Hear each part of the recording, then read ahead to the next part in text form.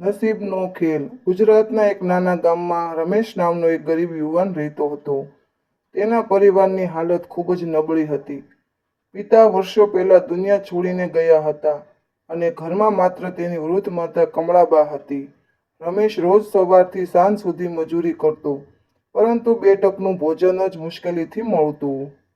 દરરોજ કામે જતા પહેલા તે પોતાની માના ચરણ સ્પર્શને આશીર્વાદ લેતો. કમળાબા હંમેશા એક જ વાત કહેતા, દીકરા, મહેનત કરનારને ભગવાન ક્યારેય નિરાશ નથી કરતા. એક દિવસ રમેશને કામ પર ન મળ્યું. ખિસ્સામાં એક પણ રૂપિયો નહોતો. ઘરે આવીને તેને જોયું, રસોડામાં માત્ર એક મુઠ્ઠી ચોખા બચ્યા હતા. તે દુઃખી થઈ ગયો, પણ કમળાબેને હસીને કહ્યું, ચિંતા ના કર, ભગવાન પર વિશ્વાસ રાખ. એક જ સાંજે ગામના રસ્તા પર રમેશે એક વૃદ્ધ માણસ બેભાન હાલતમાં મળ્યા. ઘણા લોકો તેમને જોઈને આગળ નીકળી ગયા, પરંતુ રમેશે તેમને પોતાના ખંભા પર ઉચકીને દવાખાને પહોંચાડ્યા. ડોક્ટરે સારવાર કરી અને તેમનો જીવ બચી ગયો. થોડા સમય પછી વૃદ્ધને ભાન આવ્યું. તેમણે રમેશને પૂછ્યું, બેટા, તું મને ઓળખે છે?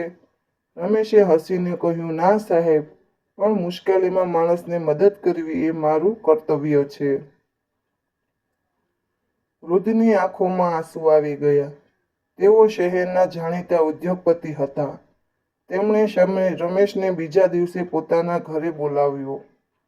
રમેશ ત્યાં ગયો. ઉદ્યોગપતિએ કહ્યું, મેં ઘણા પૈસાવાળા લોકોને જોયા છે, પણ તારા જેવી દયા અને ઈમાનદારી બહુ ઓછી જોવા મળે છે.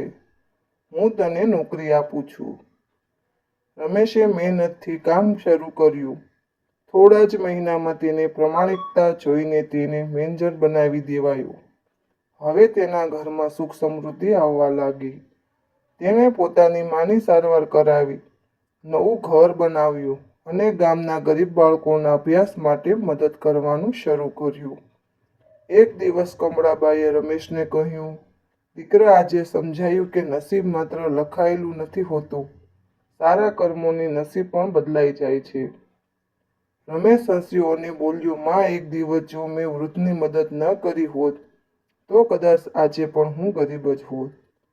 કમળાબાઈએ પ્રેમથી કહ્યું, એ જ તો નસીબનો ખેલ છે.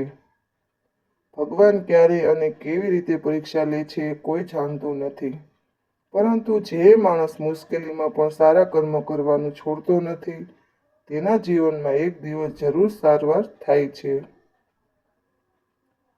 તે દિવસ પછી રમેશ ગામના દરેક યુવાનને એક જ વાત સમજાવતો હતો, પૈસા કરતાં મોટું ધન છે સારા કર્મ, કારણ કે સારા કર્મ જ એક દિવસ આપણું નસીબ બદલી નાખે છે. ફરી મળીશું નવી વાર્તામાં.